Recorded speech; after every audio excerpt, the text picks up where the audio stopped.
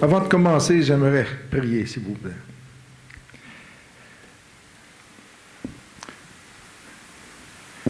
Seigneur, ma prière ce matin est que tu m'aides à communiquer efficacement le message que tu as donné, que tu m'as donné, Seigneur, que tu as placé dans mon cœur, Seigneur. Et ma prière ce matin est pour que tous ceux qui ne te connaissent pas encore, peut-être y en a-t-il qui vont nous écouter plus tard par l'Internet, ou peut-être même ici même. Il y a peut-être des gens qui se sont éloignés de toi, Seigneur. Alors ma prière, c'est qu'ils reviennent vers toi, Seigneur.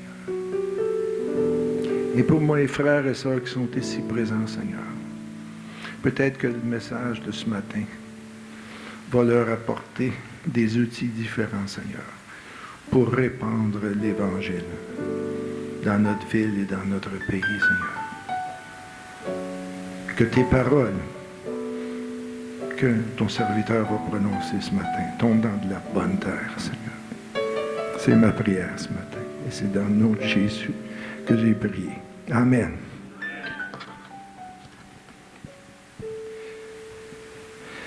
La foule peut se tromper. My oh my. C'est drôle dans le film que les enfants vont voir ce matin. C'est un peu ça, right? Jésus, il est parti. Beaucoup de gens pensent comme ça. Et dans mes recherches, j'ai trouvé toutes sortes de beaux exemples qu'on voit que la foule s'est trompée.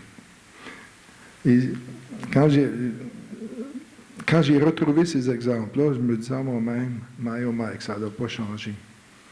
Quand j'ai retrouvé notre ami Samuel Morse, on sait qui c'est, hein, avec le bruit du télégraphe, et le Congrès américain, tout le monde se moquait de lui. Alexandre Bell, qui a fait une présentation de son téléphone à Philadelphie, tout le monde le traitait de fou. Qu'est-ce qu'on ferait aujourd'hui sans téléphone? La foule se trompait encore une fois. Ma Julie, qui est présente ici ce matin, qui a grandi sur une ferme, c'est ce que c'est que les équipements de ferme de marque McCormick. Right? On en voit partout. La première moissonneuse, bien, elle a été inventée par McCormick. Et d'un océan à l'autre, on s'est moqué de lui lorsqu'il a inventé la moissonneuse. Un autre qui a fait rire de lui, pas à peu près, c'est Westinghouse. Lorsqu'il a dit aux gens que lui serait capable d'arrêter un train avec de l'air. Les freins à air comprimé Westinghouse. On riait de lui, pas à peu près. Puis dans tous ces exemples-là que j'ai retrouvés, j'aurais pu en mettre des pages et des pages. Mais l'exemple que j'aime le mieux, c'est M. Adam Thompson, en 1842. Lui, ce qu'il a décidé de faire, c'est, il y avait une baignoire, de placer une baignoire dans sa maison, puis de prendre un bain. Ça peut sembler anodin un peu, là, mais tout l'establishment médical de Philadelphie ont levé les bras dans les airs en protestation. Et ils ont dit que cette invention-là, ou cette pratique-là, devrais-je dire, c'était pour causer toutes sortes de rhumatismes, des problèmes respiratoires. Encore une fois, qu'est-ce qu'on ferait aujourd'hui avec pas de baignoire dans la maison? La foule se trompait, encore une fois. Et l'exemple qui est pertinent pour nous ce matin, c'est qu'il y a 2000 ans, la foule criait « Crucifie-le ». Il était pourtant le Fils de Dieu, le Fils du Dieu vivant. Levez-vous, s'il vous plaît, on va lire la parole. Juste 2 versets. que j'ai découvert en relation avec la foule. Matthieu, chapitre 7, versets 13 et 14. Jésus dit à ses disciples, « Entrez par la porte étroite, car large est la porte et spacieux le chemin qui mène à la perdition. Et il y en a beaucoup qui entrent par là. » Verset 14. « Mais étroite est la porte, et resserré le chemin qui mène à la vie, et il y en a peu qui le trouvent. » Veuillez vous asseoir, s'il vous plaît. Avec ces deux versets-là, j'aurais pu également ajouter Matthieu 22, 14, qui nous dit qu'il y a beaucoup d'appelés, mais peu d'élus. Vous savez, de nos jours, avec les moyens de communication à notre disposition, il est de plus en plus facile d'influencer les gens et l'opinion publique en général. Mais suivre la foule dans son attitude de matérialisme et d'indifférence à l'égard de Dieu peut avoir des conséquences néfastes, beaucoup plus sévères que de simplement se moquer des Alexandre Bell ou des Adam Thompson. Pouvez-vous vraiment vous permettre de vous tromper à l'égard de Dieu, à l'égard de Jésus-Christ? Les foules vont vous offrir toutes sortes d'opinions concernant Jésus. Vous savez, on n'a simplement qu'à retourner dans Matthieu au chapitre 16. Jésus, à ce moment-là, était à Césarée de Philippe. Et il demanda à ses disciples, au dire des gens, « Qui dit-on que je suis? » Et les disciples répondent, « Mais Jean-Baptiste, Élie, Jérémie peut-être, l'un des prophètes. » Et là, Jésus a poussé ça un petit peu plus loin. « Mais vous, qui dites-vous que je suis? » Et Pierre a sorti sa réponse. « Tu es le Christ, le Fils du Dieu vivant. » Et vous savez, aujourd'hui, même si on est 2000 ans plus tard, les choses n'ont pas tellement changé. Du moins d'après mon expérience à moi. Si vous parlez avec le monde ordinaire, un peu partout, et vous leur demandez qui est Jésus. Certains vont dire, comme il y a 2000 ans, « Ah, c'est un grand prophète. » D'autres vont dire, « Great teacher. » Un rabbi extraordinaire. Mais rares sont ceux qui vont dire que Jésus-Christ est le Christ, le Fils du Dieu vivant. Fait que ça n'a pas tellement changé.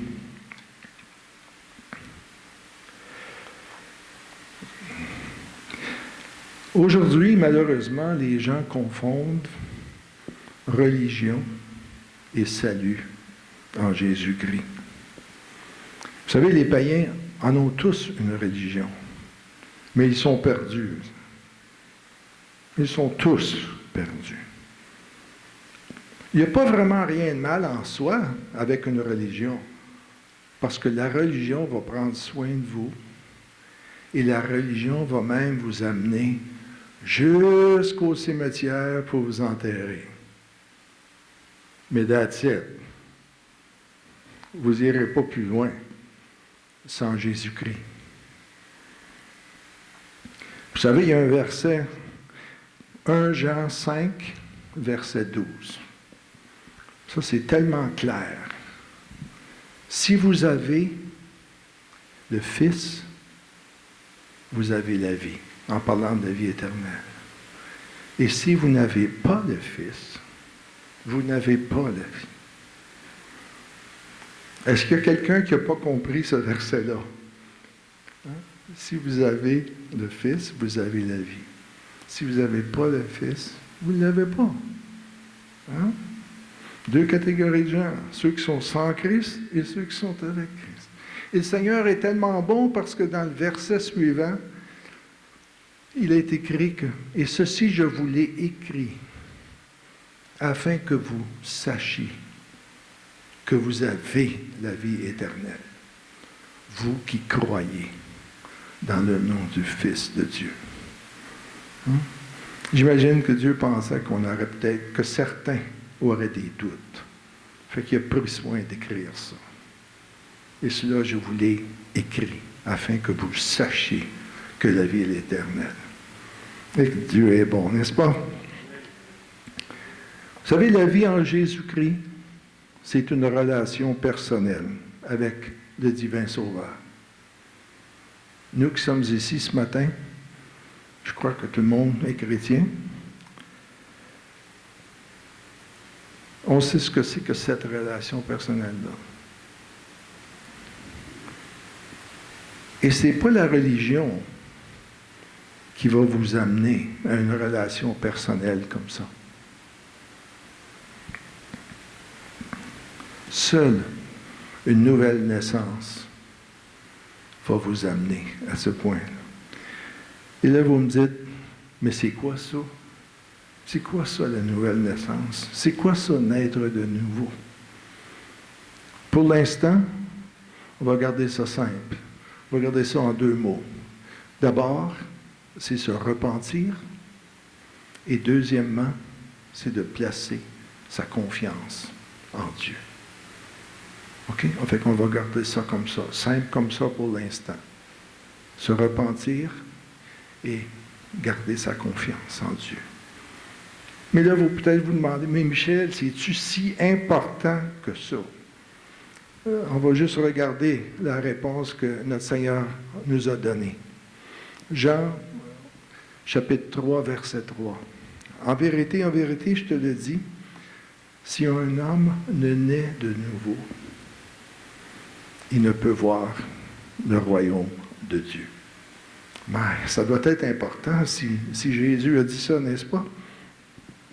Et la nouvelle naissance, c'est le début de notre relation personnelle avec le Seigneur. C'est le jour 1. C'est le début de cette relation. Vous savez, trop souvent, il y a des gens qui viennent au Seigneur, puis après ça, ah, that's it, je suis sauvé. Mais c'est pas comme ça. C'est le jour 1. C'est le début de notre relation personnelle avec Dieu. Et lorsque vous débutez une relation personnelle avec quelqu'un, bien, on doit faire connaissance, n'est-ce pas? Et on fait connaissance en communiquant.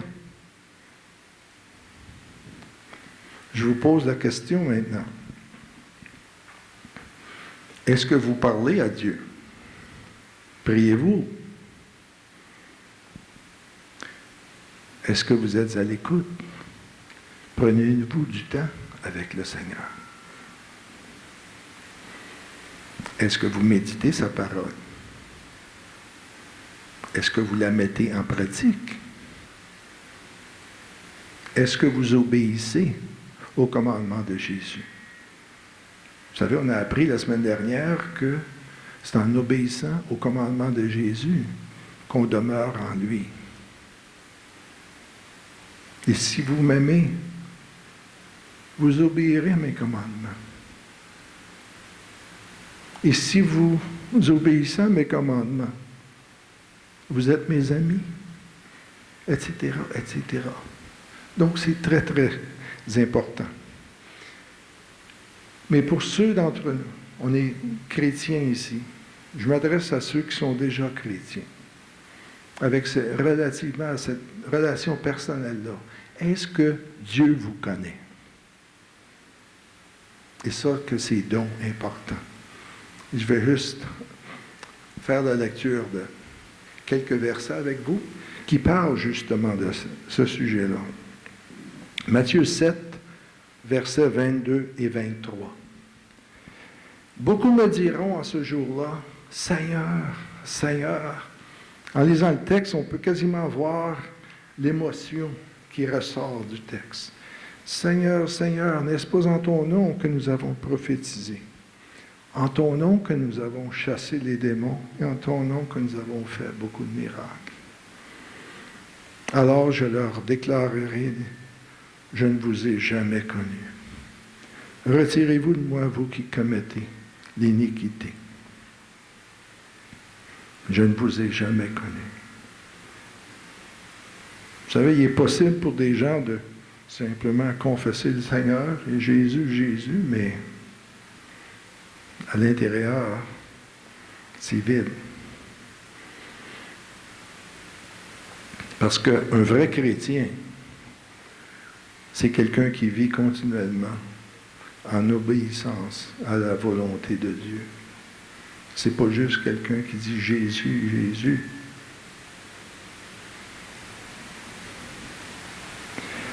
Matthieu 25, verset 12. Ici, on parle de la parabole des 10 vierges. 5 vierges qui étaient sages, ou prudentes, si vous voulez, puis il y en avait 5 qui étaient folles. Alors que celles qui étaient folles, ou qui n'étaient pas prêtes, si vous voulez, allèrent acheter de l'huile au dépanneur du coin. Mais là, lorsqu'elles sont revenues, ils cognèrent à la porte parce que les vierges sages étaient entrées avec notre Seigneur. Et là, les vierges folles cognaient, « Seigneur, Seigneur, ouvre-nous! » Et encore une fois, le Seigneur qui dit, « En vérité, je vous le dis, je ne vous connais pas. » Elles n'étaient tout simplement pas prêtes. Fait qu'encore une fois, je demande la question pour vous qui êtes sauvés, pour vous qui avez passé au travers de la nouvelle naissance déjà. Est-ce que Dieu vous connaît? Parce que vous savez, Dieu s'intéresse beaucoup plus à qui vous êtes que ce que vous faites. Et pour ça, vous n'avez pas besoin de me croire sur parole. Je vous réfère encore une fois à la Bible. 1 Samuel, chapitre 16, verset 7, qui nous dit que l'homme regarde à ce qui frappe les yeux, mais l'Éternel regarde au cœur.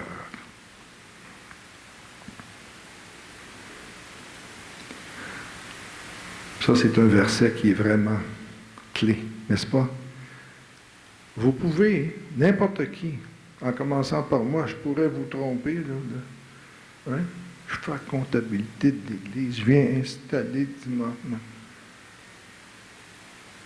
Ça, c'est ce que vous voyez. Mais qu'est-ce qu'il y a dans mon cœur à moi? Dieu seul le sait. Fait que vous pouvez tromper votre pasteur, vous pouvez tromper toute votre famille, mais vous ne pouvez pas tromper Dieu avec ça. Amen. Vous savez, lorsque vous parlez aux gens, je vous ai dit tantôt pour mon message, et ça c'est quelques points, c'est basé sur mon expérience personnelle d'avoir évangélisé dans les rues d'Ottawa et dans les villes avoisinantes pendant environ 5 ans et demi. J'en ai entendu de toutes sortes d'excuses. Il y a un point, par exemple, c'est que tout le monde veut aller au ciel. Tout le monde veut être sauvé. Tout le monde. Ça, c'est au moins, on est en accord là-dessus. Mais les fausses doctrines et les faux enseignements, par exemple, sont multiples. Les gens sont sous de fausses idées. J'en ai énuméré 6 avec moi. Puis ça, c'est pour vous préparer en même temps. Pour ceux qui évangélisent. Attendez-vous à ce genre de réponse-là, parce que c'est pas mal standard, si vous voulez. Beaucoup de gens croient fermement qu'ils vont aller au ciel qu'ils sont des bonnes personnes. Ça, je la connais bien, cette excuse-là, parce que je faisais partie de ce groupe-là. Je me souviens quand j'étais à mon milieu de travail, policier, et marié, ma femme, je ne triche pas sur ma femme, mon char, ma maison, mes petits-enfants. Puis là, je regardais certaines autres personnes qui trichaient sur leurs femmes, ou avaient à moitié divorcés, etc. Et là, quand tu te compares, évidemment, quand tu regardes aux autres, tout ce que tu fais, c'est que tu vois les fautes des autres. Tu ne vois pas vraiment ce qu'eux font de bien. Et qu'en regardant les fautes des autres, bien là, évidemment, tu parais bien, n'est-ce pas? Hein? Hey. Puis là, je me disais à moi-même, si moi, je ne vais pas au ciel, bien, qui va y aller? Hein? Mais c'est qui va y aller? Mais là, après ça, quelqu'un m'avait fait part des 10 commandements du Seigneur, qui nous les a donnés pour nous aider vraiment à réaliser qui nous sommes. Puis vous pourrez faire le test chez vous à la maison. Est-ce que Dieu a toujours été numéro uno dans votre vie? Avez-vous déjà pris le nom du Seigneur en vain? Puis papa et maman, eux autres, vous les avez toujours honorés, pas vrai? Avez-vous déjà pris quelque chose qui ne vous appartenait pas? Ça peut être aussi une trombone à la maison, où les gens justifient leurs gestes, font une réclamation à la compagnie d'assurance, puis hey, j'en ai assez payé de primes. Fait que même si j'en ajoute un peu, pas grave. Avez-vous déjà compté un mensonge? La convoitise, connaissez-vous ça? Après ça, on parle d'adultère. Quand j'étais sur la rue, souvent, il y a des hommes, hey, j'ai jamais, moi, triché sur ma femme. Mais là, après ça, tu leur dis ce que Jésus a dit. Quiconque regarde une femme pour la convoiter a déjà commis l'adultère avec elle dans son cœur. Oh! Je sais qu'il n'y a pas d'hommes qui ont fait ça ici. Puis les femmes, évidemment, bien ça, on sait qu'ils ne font pas ça, eux autres. N'est-ce pas? Les femmes ne font pas ça, convoiter. Deuxième bonne excuse, c'est on croit en Jésus, mais on croit intellectuellement parlant seulement.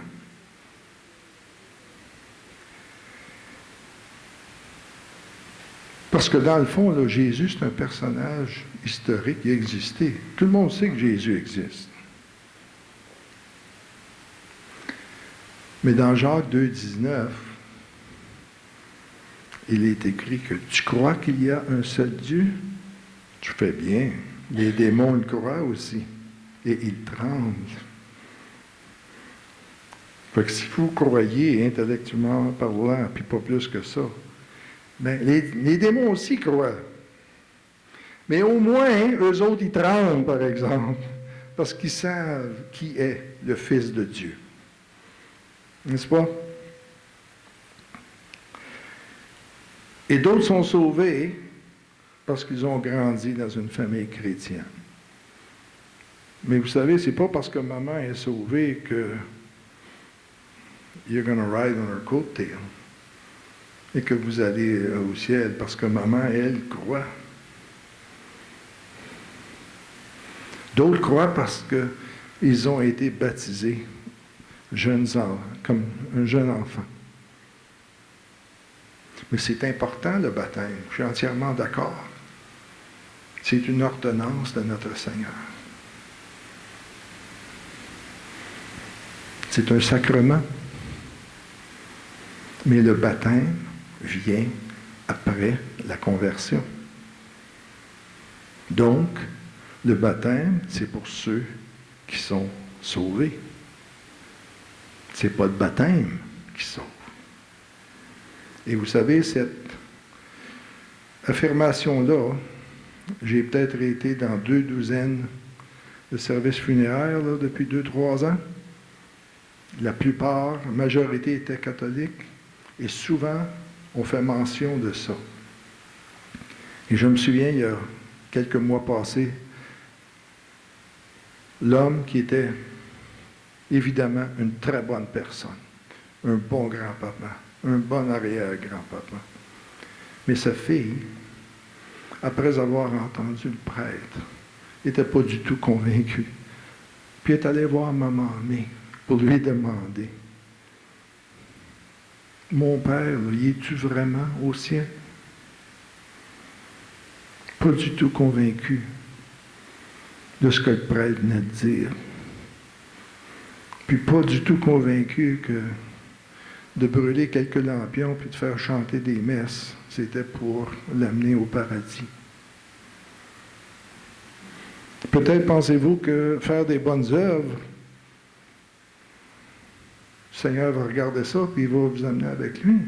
Mais les athées, les humanistes, tous ces gens-là aussi font des bonnes œuvres.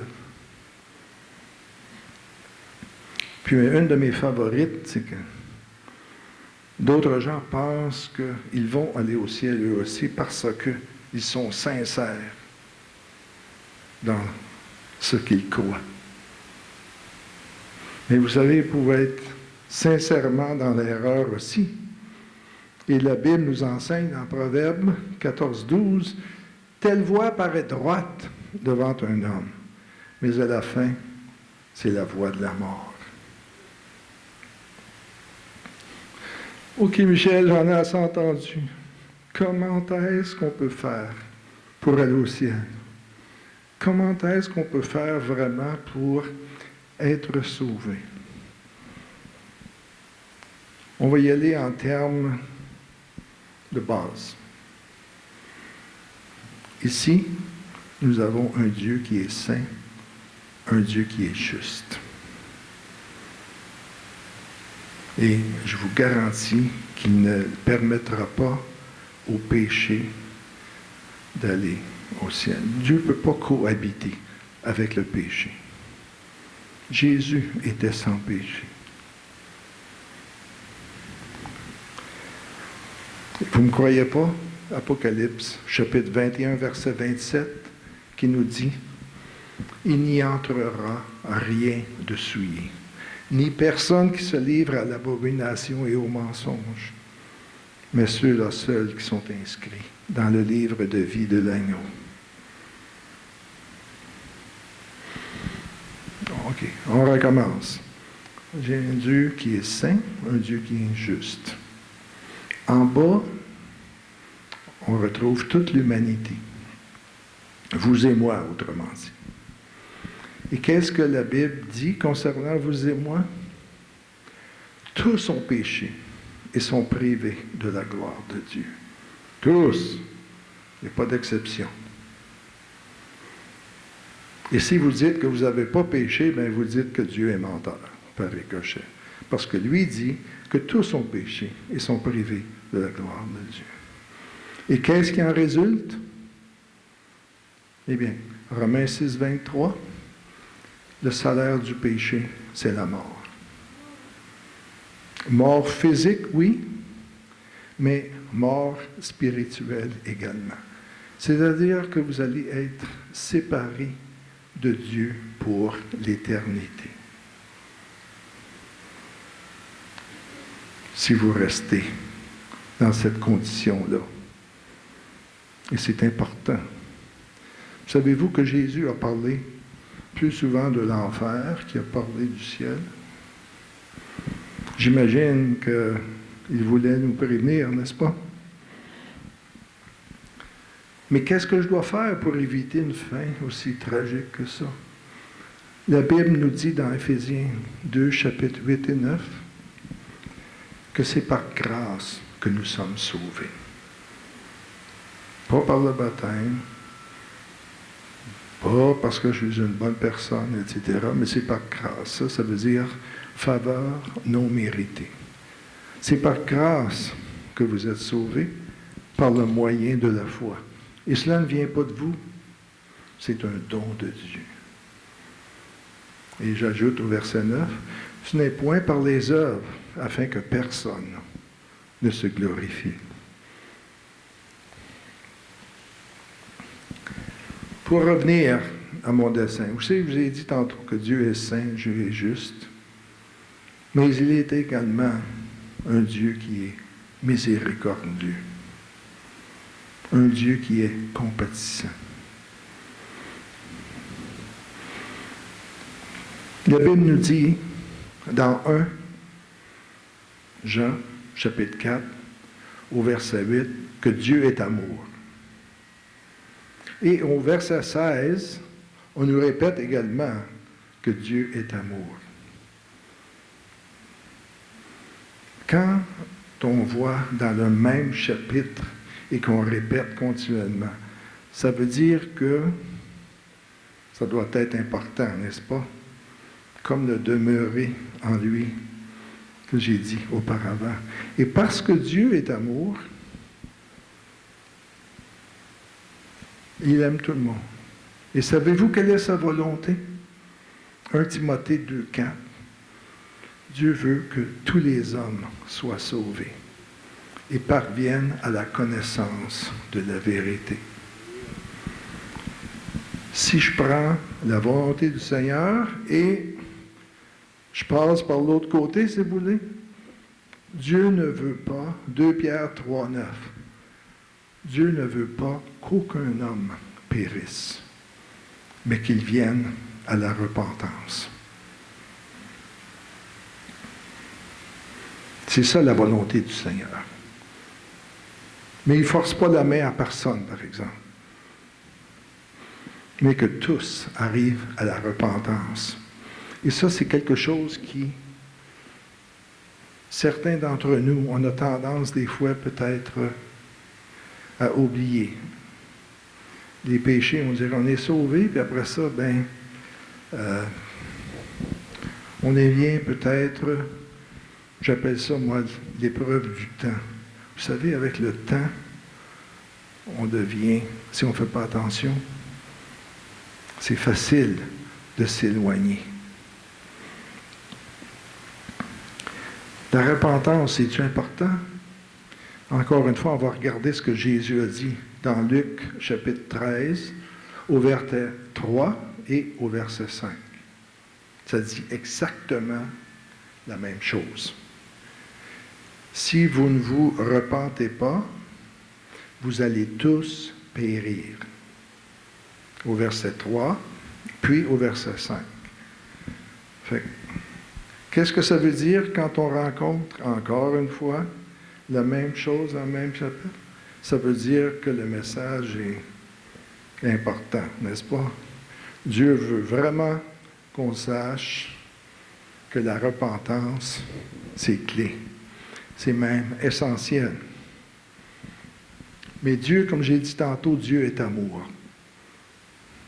Et peu importe ce que vous avez fait dans le passé, c'est Dieu de la deuxième chance.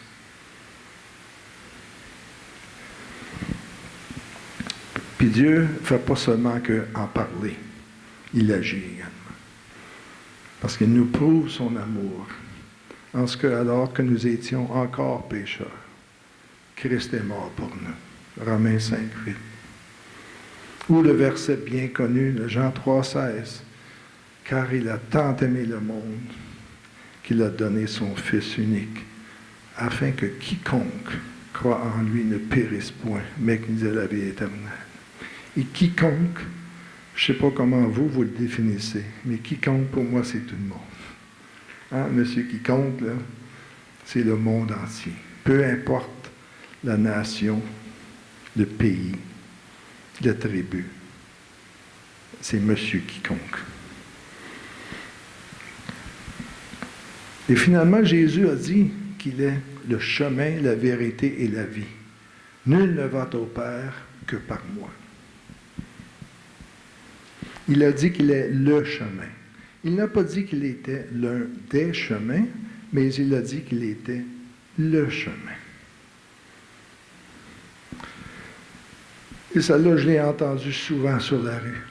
Ouais, mais Michel, un instant, là, il y a plus de 10 000 religions et de différentes sectes à travers le monde. Tu ne trouves pas ça que c'est un peu prétentieux que de dire que Jésus est le seul chemin pour aller au ciel? Ben voyons donc. Et à ces gens-là, je leur répondais simplement par une réponse qui est très simpliste. Tous les leaders de ces grandes religions-là ou de ces sectes-là sont tous confortablement bien installés dans leur tombe. Tous, sauf un, notre Seigneur Jésus-Christ. Quelqu'un doit dire Amen en quelque part. Amen. Il est vivant. Amen. Et avec une réponse comme ça, je vous garantis que la discussion venait de clore. Hein?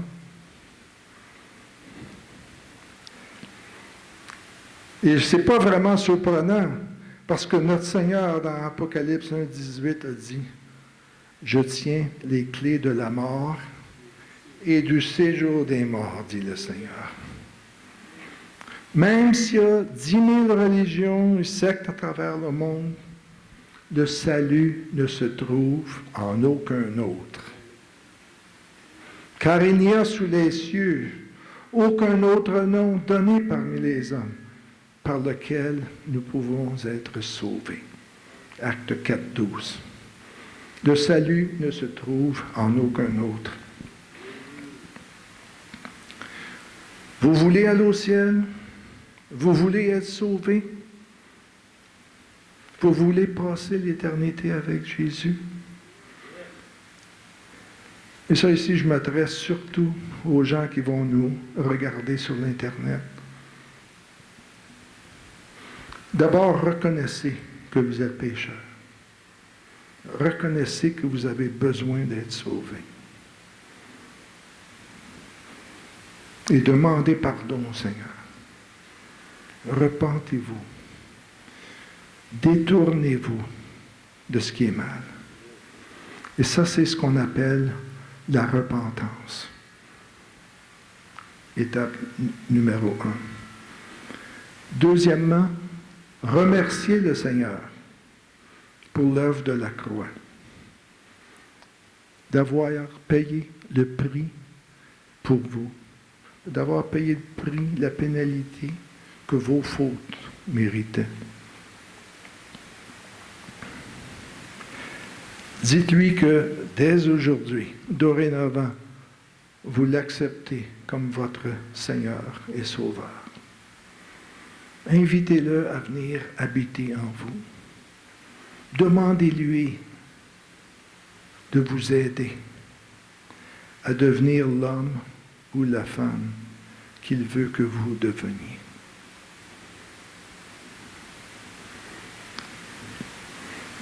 Et ce que je viens de vous décrire, là, la repentance,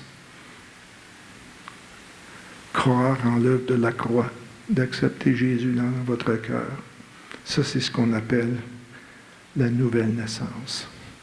C'est ce qu'on appelle naître de nouveau. Et lorsque vous avez fait ça, et la plupart d'entre nous, on l'a déjà fait à différentes périodes de notre vie, ça c'est le jour 1. Ça, c'est le début de votre relation personnelle avec le Seigneur. Pour communiquer avec lui et de grandir. Au moment de la nouvelle naissance, puis j'aime le terme, parce que, vous savez, un nouveau-né qui commence, qui entre dans le monde, il est au lait. Et vous aussi, dans le fond, quelqu'un qui vient au Seigneur, c'est comme un nouveau-né. Il est au lait. Mais un nouveau-né ou un bébé naissant ne restera pas au lait toute sa vie. Il va grandir. Il doit évoluer. Il doit manger de la nourriture solide. Et nous, comme chrétiens, dans le monde spirituel, eh bien, c'est un peu la même chose. C'est impensable que quelqu'un soit chrétien depuis 20 ans et qui est encore au lait, qu'on doit répéter les bases de l'Évangile.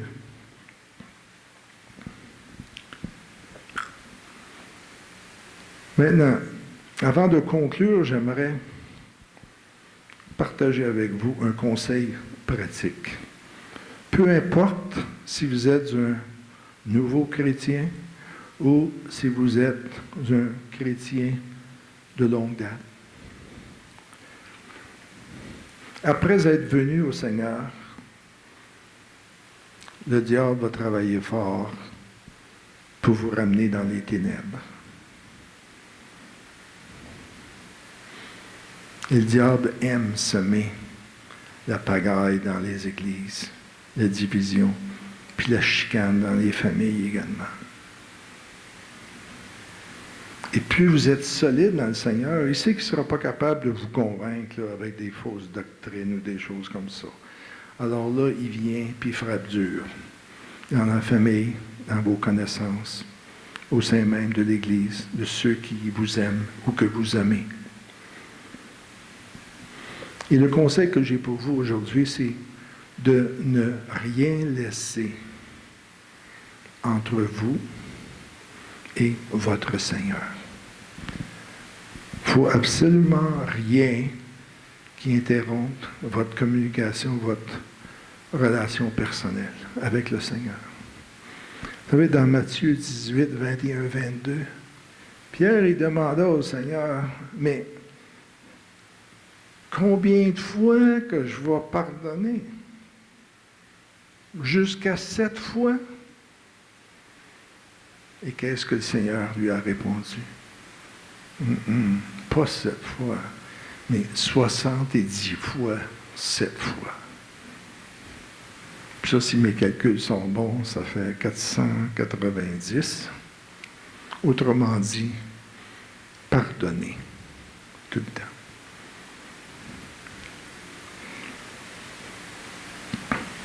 Parce que le manque de pardon dans votre vie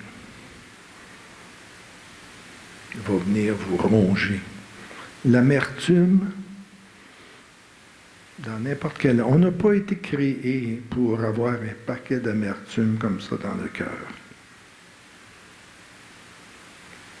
Parce que ça va vous ronger continuellement. Et ça va faire des torts considérables. Fait que ce n'est pas une question de qui a tort, qui a raison. Ne craignez pas de piler, d'écraser votre orgueil et de pardonner. Et si vous péchez, la parole nous dit que si nous confessons nos péchés, il est fidèle et juste pour nous les pardonner et nous purifier de toute iniquité. Ce n'est pas en naissant de nouveau qu'on devient parfait, mais la tendance devrait toujours être vers le haut. Oui, entre-temps, il est possible de tomber ici et là, mais la tendance devrait toujours être vers le haut. Parce que dans 1 Jean 3, 21, vous vous rappelez mon bien-aimé que j'aime tant, le terme? Ici, Jean nous dit, bien-aimé, si notre cœur ne nous condamne pas, nous avons de l'assurance devant Dieu. C'est pour ça de maintenir les lignes de communication ouvertes entre notre Seigneur et nous-mêmes. C'est tellement important. Parce que si notre cœur nous condamne, c'est tough d'aller au Seigneur. Fait qu'en conclusion, j'écoutais Philippe là, concernant le film que les enfants regardent ce matin. C'est de plus en plus difficile vraiment d'être un disciple du Seigneur. Et je n'ai pas l'impression que ça va aller en s'améliorant beaucoup. Surtout lorsqu'on regarde, du moins ici en Amérique du Nord, lorsqu'on regarde tout ce qui se passe à la radio, à l'Internet, à la télévision, etc., ça devient de moins en moins drôle. Et comme j'ai parlé des inventeurs au début de mon message, qui ont fait rire d'eux, et même à qui on a lancé toutes sortes d'injures, bien, il est fort possible que vous aussi, vous subissiez le même sort. Parce que parler de Jésus aujourd'hui, voyons donc, c'est passé, ça, c'est de la vieille religion. Hein? On confond toujours religion avec notre Seigneur Jésus-Christ. Et c'est tough. C'était tough il y a 2000 ans, et c'est encore tough aujourd'hui de nager à contre-courant. D'entrer par une porte qui est étroite, de naviguer dans un chemin qui est resserré. Et chaque fois que je lis ce verset-là, le Seigneur m'amène avec Noé. Pouvez-vous vous imaginer ce que Noé a traversé comme injure et insulte? Hein? Bâtir un bateau en plein désert, là où il n'y avait pas plu depuis des années. Et quand je pense au chemin resserré et que je regarde tous les gens à côté de moi, des fois, il me semble qu'il y a de moins en moins de voitures qui empruntent ce chemin resserré-là.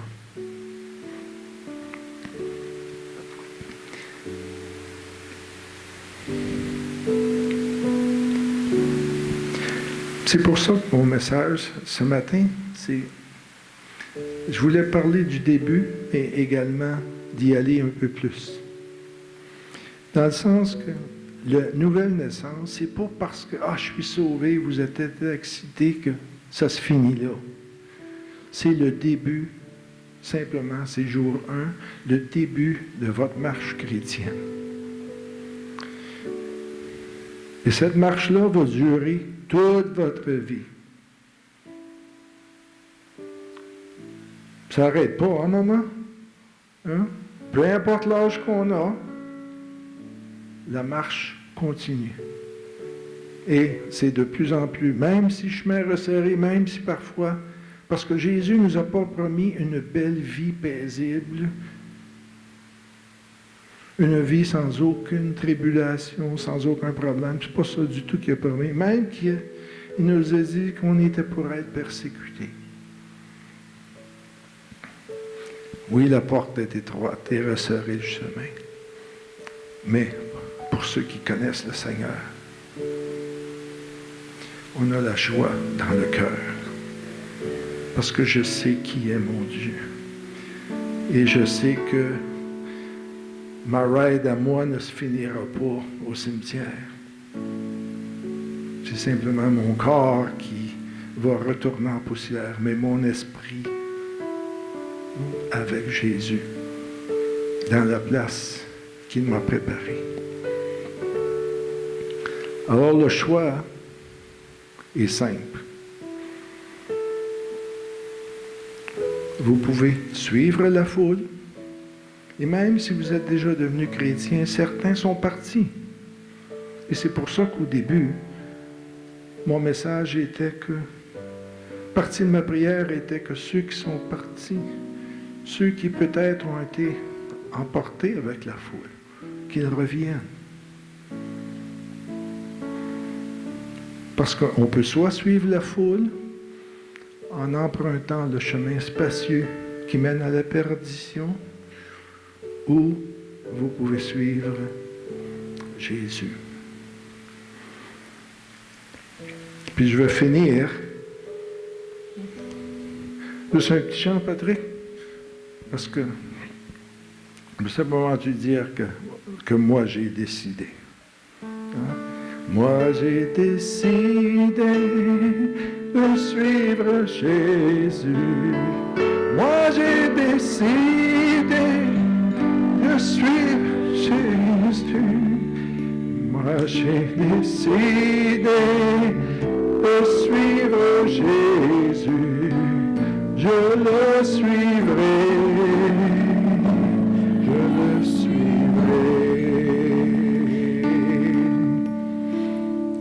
dimanche à tout le monde. Et que le Seigneur vous bénisse toute la semaine.